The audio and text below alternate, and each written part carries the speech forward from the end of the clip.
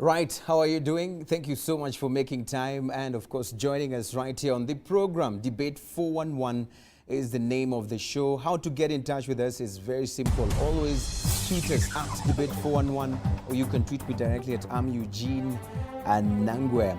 Every 8th of March, the world all over celebrates the International Women's Day, and of course focus is usually put on various issues depending on the focus that particular year. This year the theme is Pledge for Parity, and of course a number of activities have been lined up to celebrate this event right here in the country. We'll also be looking at of course a global women's summit that is going down right here in Rwanda. We'll get to understand more about that. But today we are putting the gender agenda on the agenda right here in Debate 411. My name as always is Eugene Anangwe. Let me introduce my panelists on the program. Two of them have made it, two have not. But of course we'll have to go on with the program. I have none other than Melaine Hoken. Thank you for joining us on Debate 411. Good to be. You're the founder of Lionesses of Africa. And of course that's an interesting one. Why did you pick that particular name, Lionesses of Africa?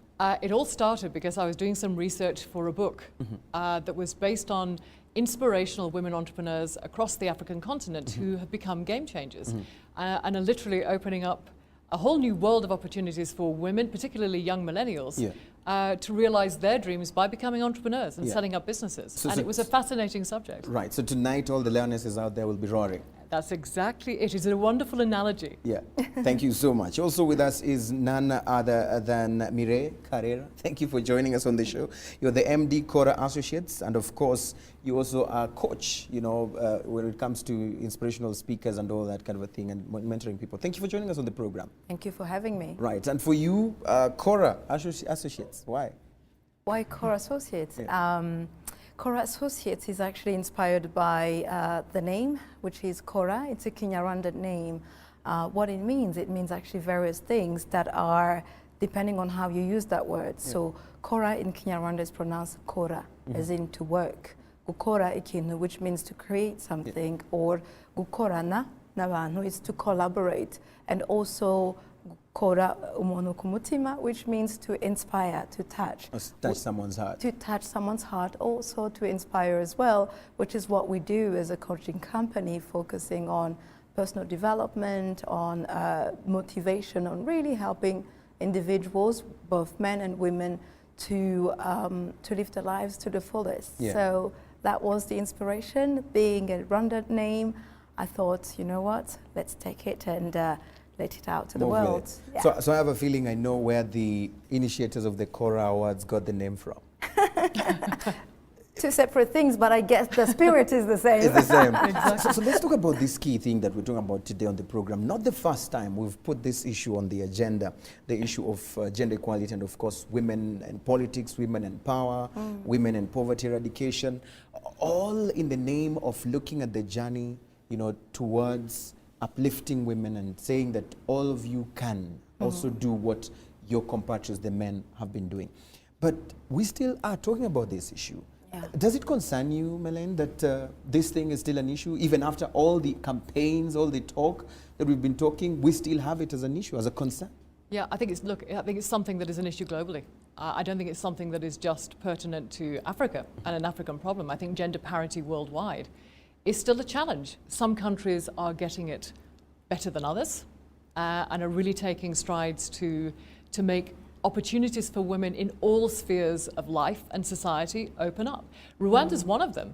I think if I travel all over the world, and I certainly have Africa as a whole in my sphere of work. But the one thing I always find is that the issues are the same whether you're talking to people in the US, in Europe, here in Africa. Gender parity is still an issue, and the reason we still talk about it is because we haven't found the solutions yet. Yeah. And I think that is what we, with events as we are holding at the moment with the Global Women's Summit, I think it's to actually keep the discussion forward so we can find the right solutions going forward. Yeah. And that doesn't matter whether it is talking about women in the home, talking about women in education, talking about women in business and entrepreneurship. There's still work to be done. Yeah, there's still work to be done, and of course the talk has to continue going on. Yeah. Mireille, for you, I mean, does it concern you that we still are talking about this issue. I mean, after all the campaigns, after all the initiatives by those who have gone before us, Yeah. we are still having it as a concern. You know, we have people at places who still discriminate, you know, based on gender. We still have women out there not being given opportunities to lead. Yeah. And we're still having these campaigns. Does it concern you? It doesn't concern me. It's actually quite a positive thing for me that we are talking about it. Just like my colleague Melanie said, talking about it is really something we'll have to do until a solution is found. But really what I think we will be focusing on is what went wrong. You know, I guess the issue to address is what went wrong. What went wrong for you? What went wrong? What went wrong? What went wrong? My goodness, there's a number of things that went wrong across the world. So I guess when you look at gender parity or gender equality, there are various aspects that led to that gap between men and women generally, or boys and girls, whether it was in the name of religion or it was in the name of you know, society putting women's roles in a particular box, in a particular corner of a family, and that of course had a ripple effect on other areas of life. That could be one aspect. So now for me, I believe that we are playing a catch-up game. So as long as that parity is not reached, we will still need to talk about it, and not just talk about it, but take action.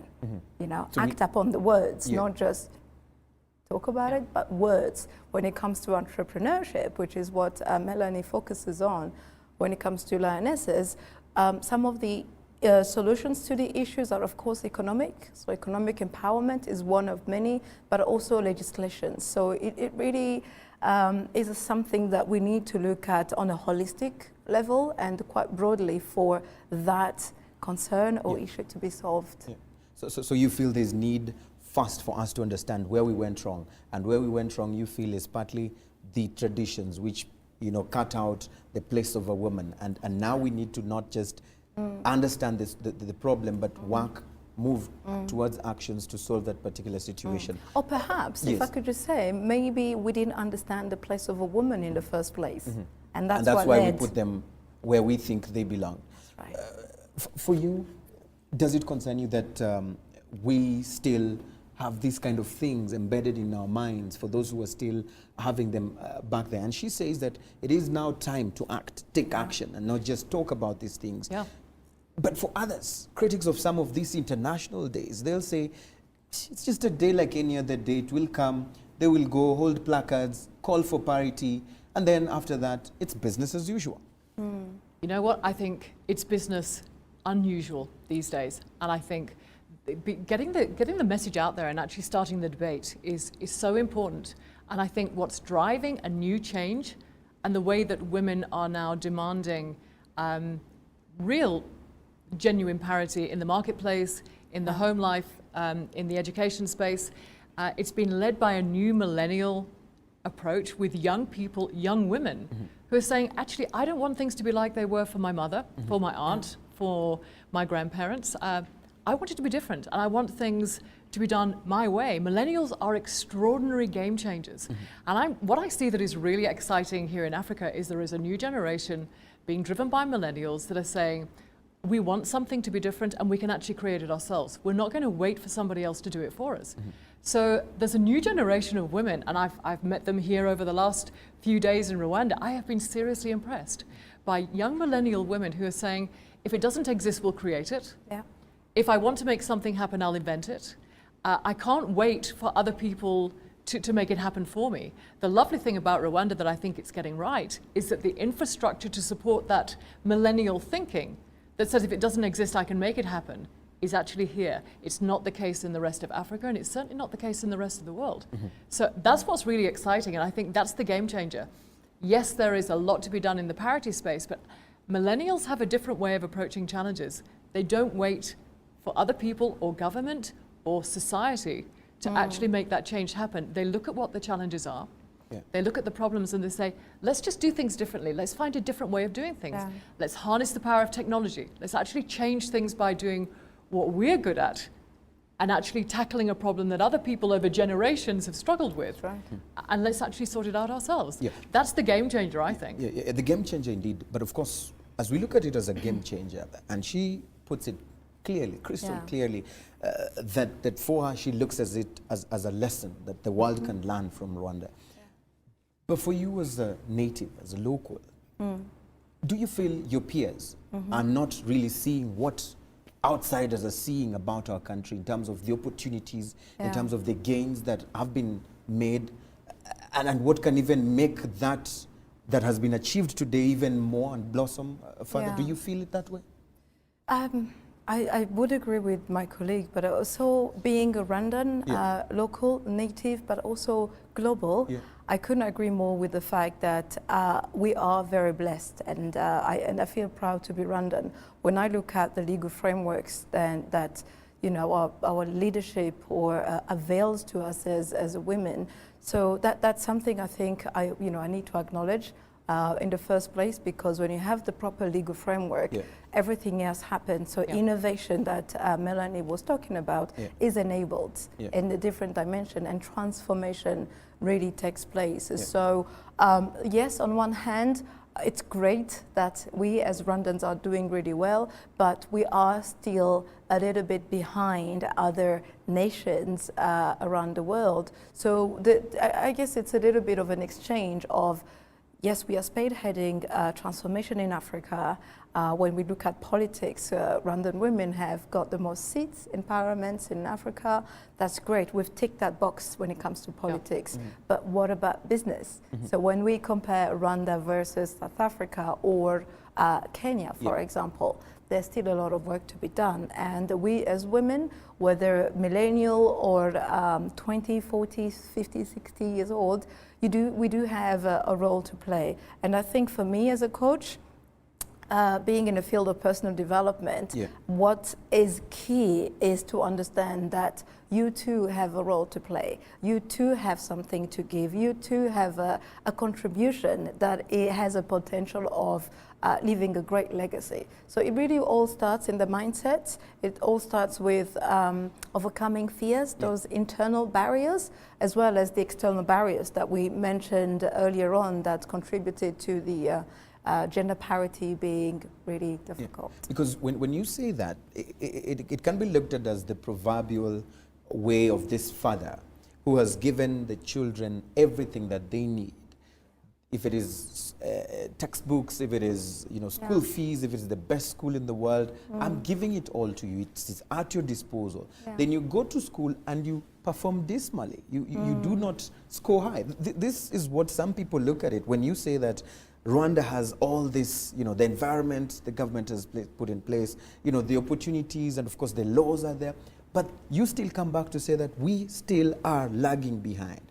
What would you blame in that? I mean, why? I think that's a really interesting question. That's a very interesting question. I wouldn't put a blame on anyone, but there is, what's the issue? Accountability is the by issue. Who? By individuals, by a person. So the tendency is always to blame the government anywhere in the world, right? Let's face it. But at the end of the day, as an individual, as a coach, as an entrepreneur, I think you cannot get anywhere unless you stand up for who you are and what you want to achieve in life. So the key word is accountability, knowing what you want and how you want to have it and what really will enable it. Yes, legal framework is one, but at the end of the day, if you want change, you have to create that change by yourself. Hence, Cora, which is the name of our company. Because I'm trying to understand and digest that from this question that I have asked.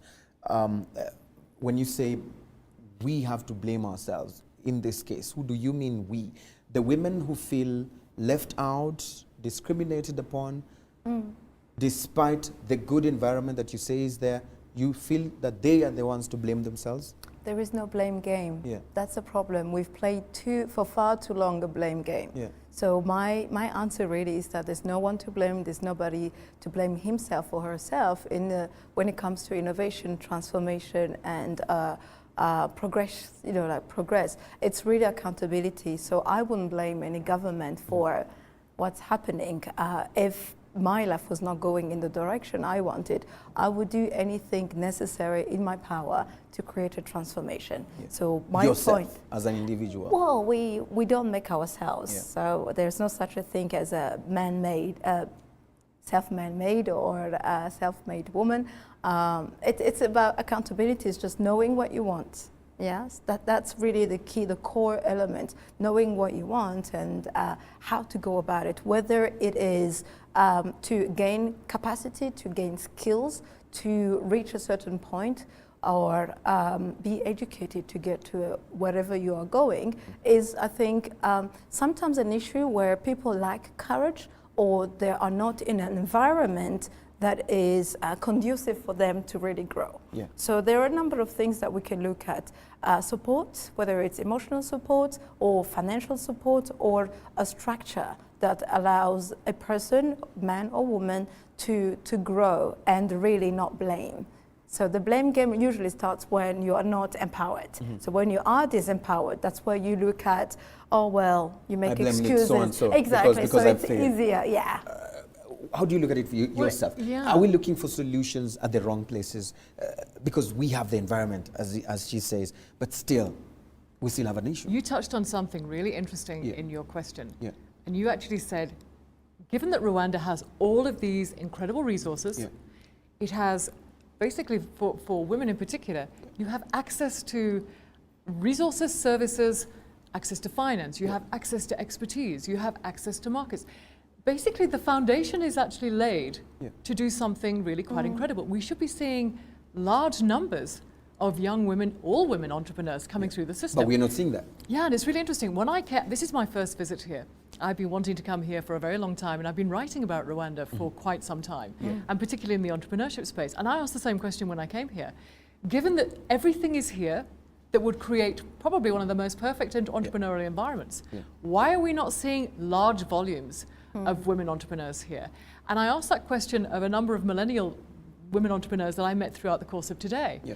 And the response was really quite fascinating. Yeah, everything is here, but it's almost like it's too easy. You don't have to, the hunger is not there that you find in other countries, where sometimes because you become an entrepreneur because there's no choice. You become an entrepreneur because you want something that is not available to you unless you actually create it yourself. And here, because everything is available to make an enterprise happen, to build a business, and let's be honest about it, Rwanda has actually been voted #1 place in Africa to be a woman right now, and #6 in the world to be a woman entrepreneur. Now, only Scandinavia rates higher than Rwanda. So given the fact that we have this completely perfect climate in which to thrive as a woman entrepreneur. Is it making us sit back, laid back, Yes, relaxed? and that's exactly what everyone said Can to me today. I And I agree found and that disagree with fascinating. you, Yeah, yeah, Melanie? yeah. I think that's where the debate becomes very interesting because Yeah. from a Rwandan point of view or perspective, there might be a reason why perhaps you do not see why there is growth so quickly. It's because, let's not remember, we are almost 22-year-old country. Sure, yeah. So things have changed drastically since 1994. Absolutely. So there has been a lot of things that we had to consider, and of course the legal frameworks that we have now in 2016 were not around 5 years or 10 years That's a ago. very good point. So yes, the state, the environment enables, is conducive in 2016, but And for her, she says that is killing the hunger. To go the extra don't mile, to push for that. agree. So I would tend to we have disagree. more of women now sitting back and still saying, okay, we are cool, the very is good, there's nothing I to am to meant to work meet hard one for. of those in Rwanda. I haven't Yeah, met yeah, one of that. yeah. But I think that the issue really is more on the capacity. So enabling women to really understand and believe that they also can do that. So the issue from, I suppose, a human behavior specialist as a coach is that before you actually get to see a physical, tangible result as an enterprise or something that is being created, there's a lot of internal barriers that you need, or wars that you need to fight before you actually get to say, right, I can also do that. So we have to undo a number of things that have been done in the past for us to really be able to see that quick change. Like what? Like what do we have to undo now? I'd say undue fear.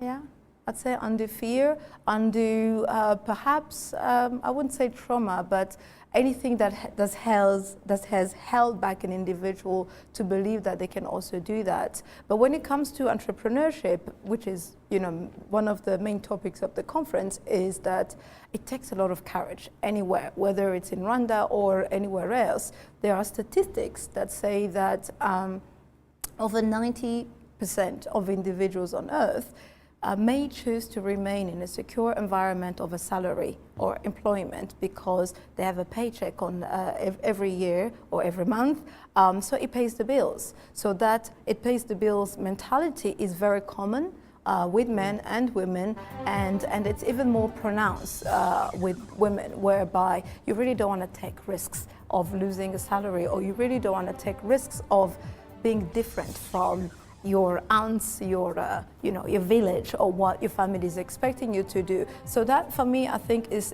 the biggest barrier to overcome for that change, that transformation that you are seeing everywhere else in the world to be accelerated. But I think, and I think that the interesting thing is, that's why millennials are the game changers. Yeah. Millennials are fearless. It doesn't matter where you speak to a millennial, anywhere in the world. Yeah. They approach life differently. They don't carry the same sort of baggage that we do as, as older people, older entrepreneurs, older people in any sphere of society. They come at it with a completely fresh eye, and they make things happen that haven't been done before, or they simply, they just don't believe it's impossible. Yeah. And I think that's what's different about it. So I think, yes, I absolutely hear everything you're saying, and you obviously have great insight. You're here. This is home, and I'm looking at it from a Pan-Africanist perspective and an outsider's perspective. Yeah. But I genuinely do see millennials coming at it and changing that dynamic, because they do have a fearlessness and they want something different. And they're not prepared to actually accept the way that things have been, simply because the journey was hard for their fathers and their mothers and their grandparents. I think they do come at it with a fresh eye that says, well, it's for us to actually change it. Yeah. There's a key concern here by several people who, when we always talk about equality issues, especially when it comes to gender, they always have another way of looking at it. I have someone on Twitter here who's called George, who says, we have motivated girls and less inspired boys going through school. So he says, we have motivated girls and less inspired boys are going through school. The fear by some people that we seem to be now living out. When you talk of gender parity, when you talk of gender equality, it's not necessarily about the women. It's about both genders. Yeah. And the fact that we have that conversation and others feel like, wait a minute, we are forgetting something in the process. Does it ever concern you that these issues are raised here and there? I think that's a healthy conversation to have. Yeah. I mean, I think because we've got to the point now where we are actually talking about gender as such a mainstream issue, is because people are not prepared for it to be as it has been. Yes, women are playing catch up, but you're quite right. Men are now saying, well, actually, because of this catch up game, perhaps we are now the people that are playing our own catch up game. Yeah. The point is, you don't go backwards, you keep the debate going, and this program is all about debate. Yeah. You keep having those difficult conversations and make sure that you don't go back to a situation where one or other gender feels that they are at a disadvantage. Yeah. Yeah. And that's the great thing about debate, it's the great thing about conversation, it's what happens in government, it's what happens in the home, it's what happens in all aspects of society. Yeah. Okay. There's another one here, which is very interesting, and of course, it's one that we need to build on when we come back after the break. And it's from Rose Rawi, who says, Rwanda has incredible foundation. Why don't we see massive women entrepreneurs? Quite right. Very good question. Good question. Do we have an answer? Yeah, the answer is that's what we are here for. That's why Global Women's Summit is happening tomorrow, and there is in fact a competition taking place at the summit whereby we will be rewarding top entrepreneurs with innovative ideas. Yeah. So we should be seeing more, and I agree with my colleague what she said earlier, but it's a journey. It is a journey, that's quite right. This initiative is going to help us see more entrepreneurs? It is a launching pad for The it. fact that it only happens during International Women's Day, we have to wait another year?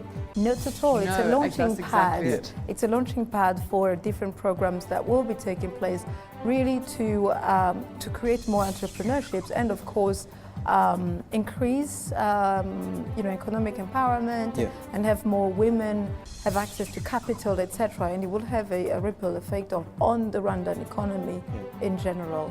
But great question, and I believe that we could do more. We could see more. We need to leave that mentality of employment behind. Yeah. That's my view. When we return, we unpack the answers to that particular question. It's a very important one. Yes, Of it course, is. we need to take advantage of the environment that we have, that you mentioned earlier on, and you said, if you're a woman out there, out of the world, out of Rwanda, It's you'd the wish, perfect environment right now. but why are we not seeing more of them? Yeah. So we need to unpack that when we return. Of course, keep tweeting, talk to us, share your thoughts on those particular issues. I can see you, Barak, keep tweeting. You say that how do we maximize this amazing call? And of course, it's that particular call for this particular new generation of women that want to invent things and not wait for people to do it for them. So the question that Barak is asking, how do we maximize that particular call? When we come back, we will be sharing more of that. Tweet us at Debate411. The hashtag is Debate411. You can tweet me directly at Eugene and Nangwe. We'll be reading them and sampling them right here in the program. Stay with us.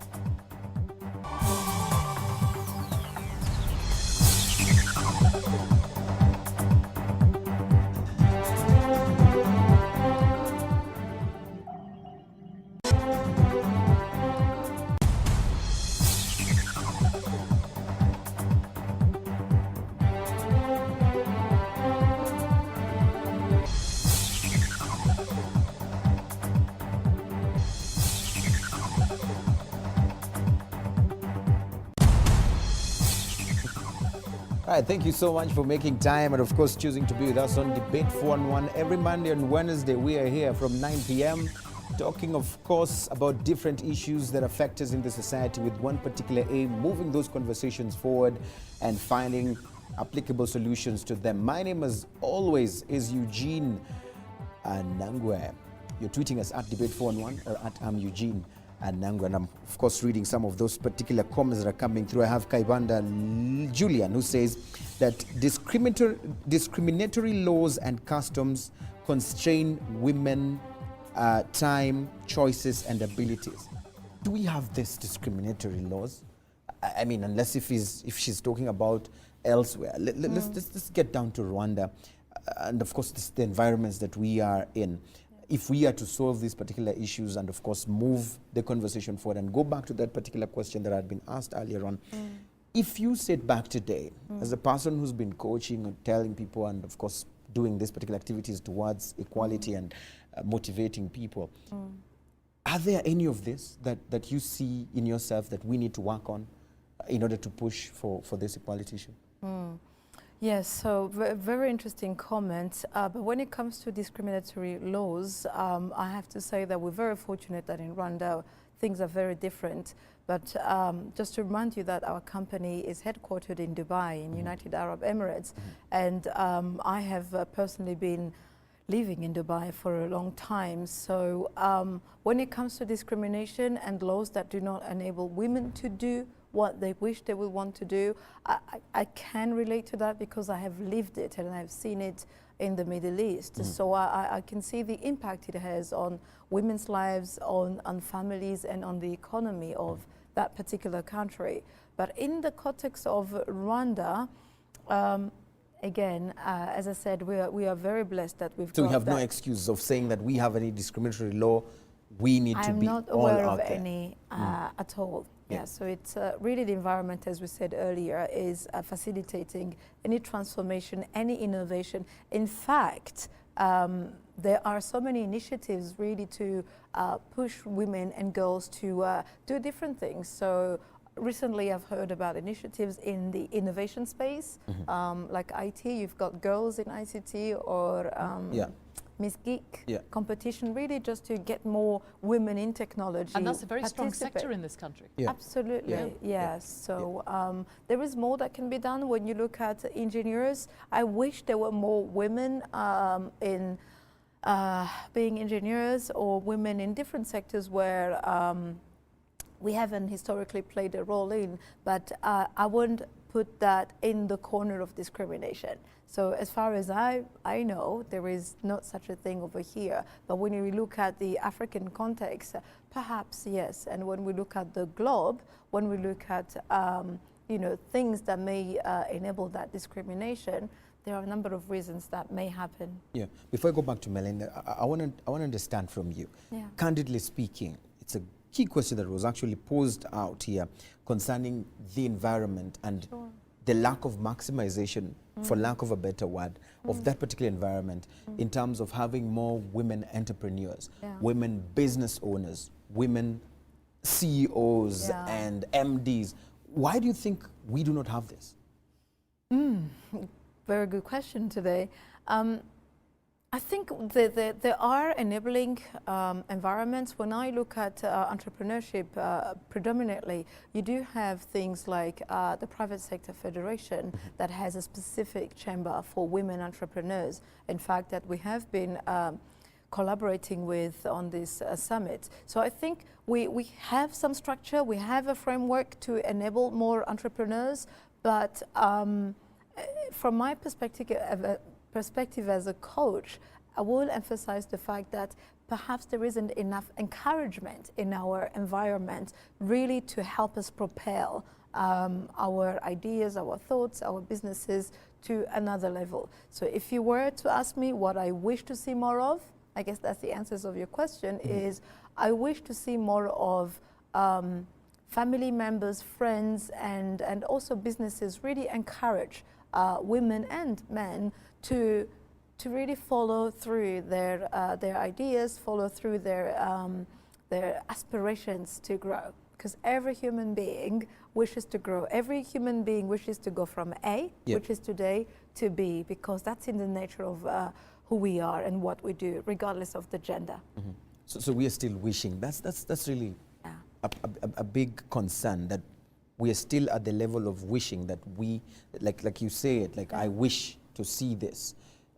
Yet with the environment, outsiders, people who are out there, when we have this, the World Economic Forum or these other reports that report on Rwanda's gender, they say that this is the On country paper, to be. it's perfect. Exactly. So Yeah. on paper, it's perfect.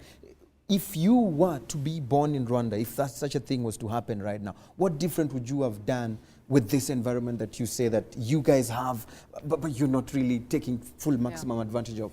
I've actually realized two things whilst I've been here on the ground in Rwanda, but also whilst I've been talking to many Rwandan women entrepreneurs over the last 2 or 3 years that we've been launching the Lionesses of Africa community. And two things emerged that I think are really quite interesting. One, I don't think there are enough really powerful role models Yeah. here, women entrepreneurs that have gone the hard yards, that have had to really build a business from scratch, Yeah. that have built a global brand. I think that's critical. We need any women entrepreneurs anywhere in the world. They need We to sit back and role say, I want to models. be like her. That's exactly Absolutely. it. In the Yeah. corporate world, you can do it. You can see someone who's broken through the glass ceiling, Yeah. who's made their mark in the corporate world, and you can say, yes, I aspire to be that woman. Yeah. But in the entrepreneurial world, we need to be able to see in large numbers, and particularly millennials, they need to actually see large numbers of women entrepreneurs that have started from scratch, that have built a business from nothing, that have built it on passion, Yeah. because a lot of women entrepreneurs, one of the key traits to success Yeah. is that they turn passion into business. No, but we have Mireille here. Isn't she That's a role exact- model but enough? she's one. I think it's the question of quantity. Quantity. Yes, there are some standout women like Mireille and others that I've met whilst I've been here on the ground and that I've profiled over the past 2 or 3 years. Yeah. But there are not enough. Yeah. And that's critical. If you're a young woman coming through your last year of university and you're taking those critical decisions, do I Yeah. start a business? Do I go into mainstream corporate?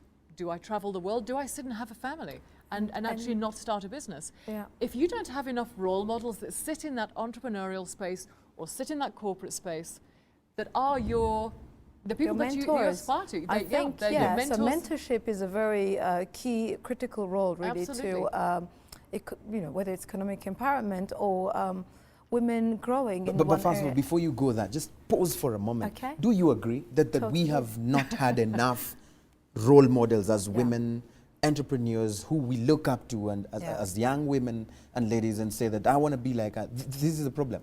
Yeah, I think it's one of the problems that delay really transformation or progress. And I couldn't agree more with the fact that women need more role models or more mentors to inspire them. Actually, take that inspiration into an action that is tangible, that creates transformation. Yep. So, should we have more mentors, more women that even take time to pour back into the younger girls? I think we'll see that quick transformation such a powerful so point. sooner, and it will be more impactful. So Yep. some of the things we'll be talking about at the summit tomorrow will be the importance of coaching and mentoring, because when you are a mentor, you help the next person to cut down in half that journey that you have gone through. So you save a lot of time by having someone say, hey, you know what, I've been there, don't go that way, go this way. So you follow that person. But why is it not happening? I guess could be one of the questions, is because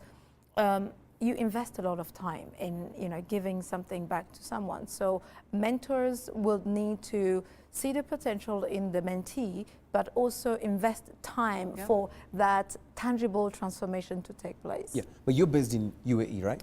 I am now in Rwanda. We have opened a subsidiary here in Rwanda. Right. And what we are doing tomorrow is one of the greatest things that we are bringing to Rwanda. Yeah, because why I ask that is probably that concern that someone might have and say, Mireille should be part of those people that should inspire us. But look, the search which is right of the bread and butter takes them beyond our borders where we cannot reach them. So most of those who could be our mentors are away, they're not here. So what do we do? Should we now start thinking beyond just Rwanda and say, what other kind of women globally can I look up to if I cannot be able to get one who's basically, should we even be thinking about the borders really? No. We should be looking at beyond. Yeah. And it's a really interesting point. It comes back to this idea of particularly millennials who come out of the starting block thinking global. The whole advent of social media and the power of social media that means you can connect with anybody anywhere in the world 24/7 has meant that the world has shrunk. Yeah. And therefore you actually, as a young aspirant entrepreneur or a young person who's thinking about going into the corporate world, you have role models at your fingertips potentially Absolutely. anywhere in the world. Yeah. And because the world is shrinking and because you have access in that 24/7 social media space, your sphere of influence is different. I think what's really critical though is being able to see women that are close to you in your own environment having gone that journey. It's very different seeing an amazing woman that's become a top corporate player or a top entrepreneur when they're sat in California, or they're sat in London, or they're sat in India, wherever it happens to be. You need to relate to You them. need to relate yes, to them, and that's you need right. to have seen them go through the tough times, Yep. to have dealt with some of the challenges that they're dealing with on an everyday basis, and have come out the other side and said it's possible. Yeah. And I think that's the key game changer for particularly young women entrepreneurs. And funnily enough, the majority of women that I've met so far here that are entrepreneurs have all been millennial. Yeah. And they literally are changing the way that the face of entrepreneurship will actually be for Rwanda. And They the are other young thing is, people. Melanie, I think what's key, it's great that you see someone in the US or over here locally and that you look up to, but for something to happen, you need to have that drive. Yeah. You need to want the Absolutely. change to happen. Yeah. So if you don't have that drive, you're not proactive and reach out to someone that may impact your life, nothing will happen. So really it all starts with just going after it. So we need to get off our comfort zones Absolutely. and go Well, for I it. don't know. I'd have to disagree on that point because I think we have to get out of our comfort zones. I think, can I tell you what's really interesting? And it comes back to this issue of, does Rwanda have just everything in this perfect storm of all the foundations being in place on paper, and it perhaps being a little too comfortable? I think potentially it's people coming out of that comfort zone and saying, well, let's actually take a chance, take a risk, and do something with more of an entrepreneurial mindset, something that isn't safe, something that does have a, well, will it succeed, will it not succeed element to it. So I think that's the interesting dynamic. So it's actually people coming out of that comfort zone, because I think it's very easy to become comfortable when everything is there for you, and to actually say, I'm going to take myself out of what I know and do something differently. And I think, again, it comes back to the ideas that millennials do things differently and are more prepared to take themselves out of their comfort zone than perhaps older women that could make an incredible contribution to business, to society, to community, and even in the entrepreneurial world. Do you think then that some of those comfort elements should be a bit pulled back to stir up the thirst, you know, that urge to look for them? No, I don't. I actually think what Rwanda is doing right now is really progressive. Yeah. And I think it sends a really clear message to the rest of Africa and the world that if you do provide the right foundations and the right infrastructure for business to thrive and for women to thrive in that business environment,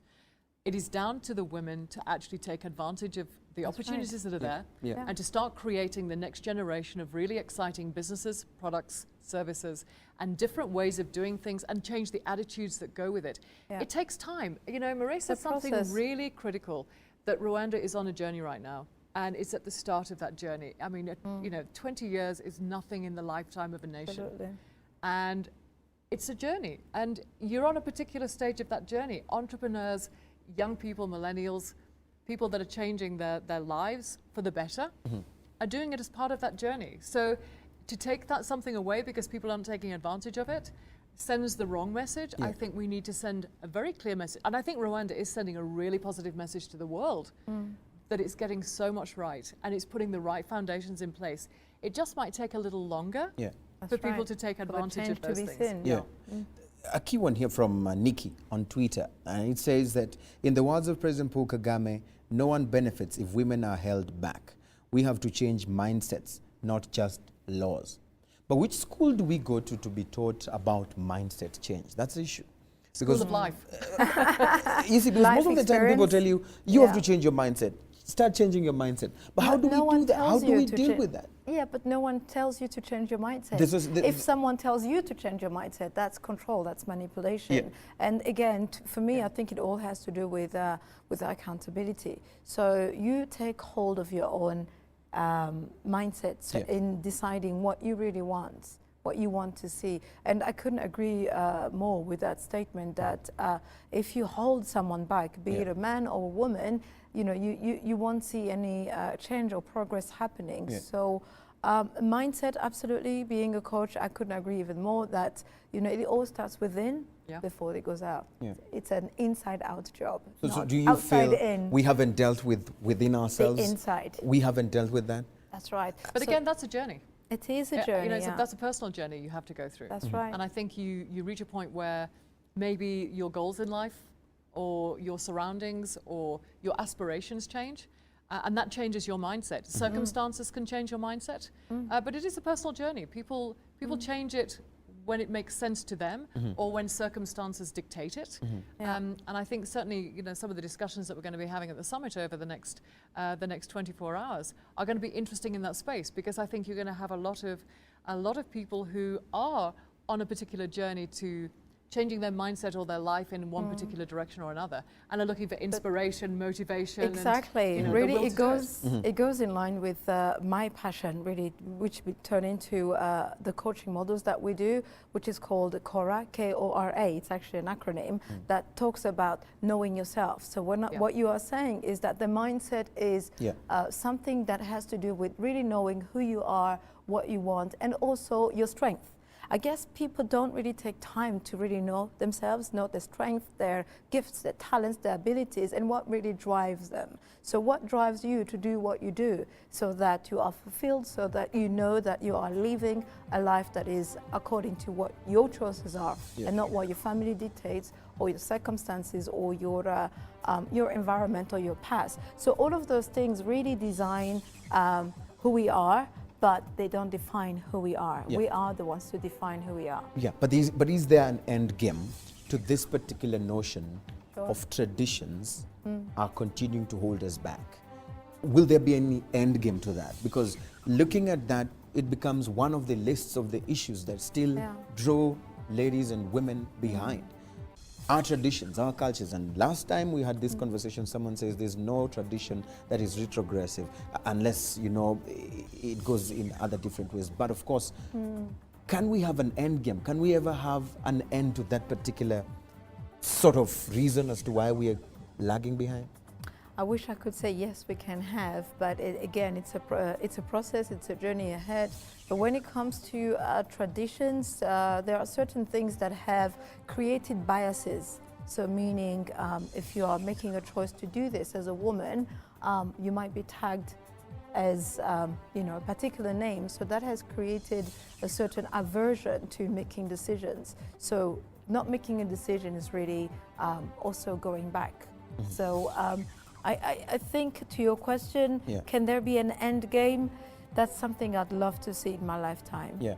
As you answer that, Rose says that she agrees that Rwanda is on the journey, but how do we accelerate the pace? Because yes, we'll always be in a journey, but are we going to just be saying, we're in a journey, relax, just take your time?